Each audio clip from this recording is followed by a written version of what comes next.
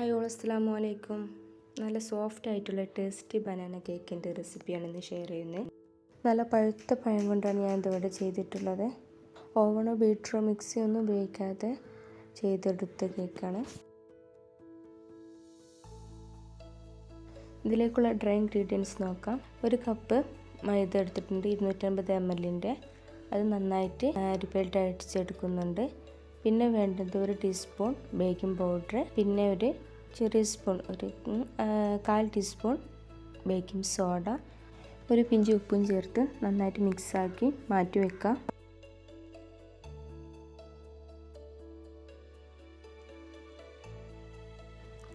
പിന്നെ വേറൊരു ബൗൾ എടുത്തിട്ട് അതിലേക്കൊരു 3 കോഴിമുട്ട പൊട്ടിച്ച് വയ്ക്കുക. എന്നിട്ടത് വിസ്ക് ഉപയോഗിച്ച് നന്നായിട്ട് മിക്സാക്കി എടുക്കണം.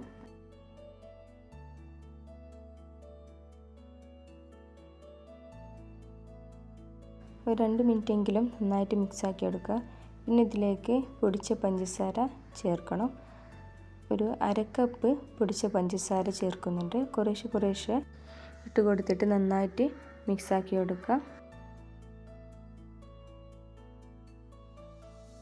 വിസ്ക് ഉപയോഗിച്ച് നന്നായിട്ട് അടിച്ചെടുക്കണം.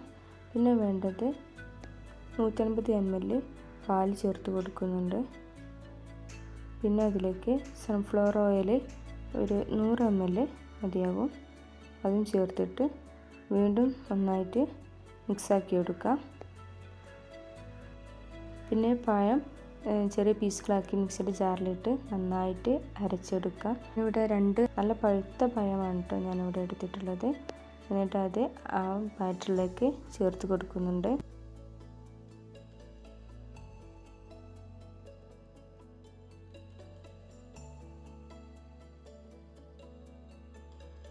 ഇനി നമുക്ക് മാറ്റി വെച്ചിട്ടുള്ള ഡ്രൈ ഇൻഗ്രീഡിയൻസ് ഇതിലേക്ക് ചേർത്ത് കൊടുത്തിട്ട് നന്നായിട്ടൊന്ന് മിക്സാക്കി കൊടുക്കുക.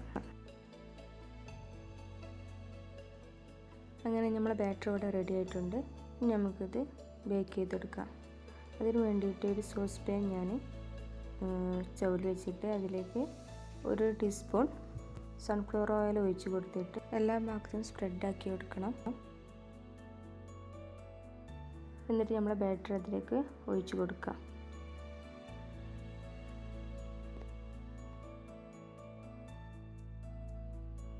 പിന്നെ ഞാൻ ഈ സോസ് പാൻ്റെ അടിയിൽ കട്ടി കുറഞ്ഞ ഒരു പ്ലേറ്റ് വെച്ച് കൊടുക്കുന്നുണ്ട്. കേക്കിൻ്റെ അടിഭാഗം കരിയാതെ കിട്ടാൻ വേണ്ടിയിട്ടാണ്. എന്നിട്ട് ലോ ഫ്ലെയിമിലാക്കി കൊടുക്കുക. പിന്നെ ഞാൻ ഒരു പഴം എടുത്തിട്ട് ചെറിയ പീസുകളാക്കി നെയ്യിൽ നന്നായിട്ട് വാട്ടിയെടുക്കുന്നുണ്ട്. കേക്കിന് മുകളിലിട്ട് കൊടുക്കാൻ വേണ്ടിയിട്ടാണ്. പിന്നെ നമ്മൾ സോസ് പാനിൻ്റെ ലിഡിൽ ഇങ്ങനെ ഹോളുണ്ടെങ്കിൽ അത് അടച്ചു കൊടുക്കണം. ഒരു 20 മിനിറ്റ് കഴിയുമ്പോൾ നമുക്കിത് തുറന്നിട്ട് അതിലേക്ക് നമ്മൾ വാട്ടി വെച്ചിട്ടുള്ള പഴം ഓരോന്നായി ഇങ്ങനെ ഇട്ട് കൊടുക്കുക.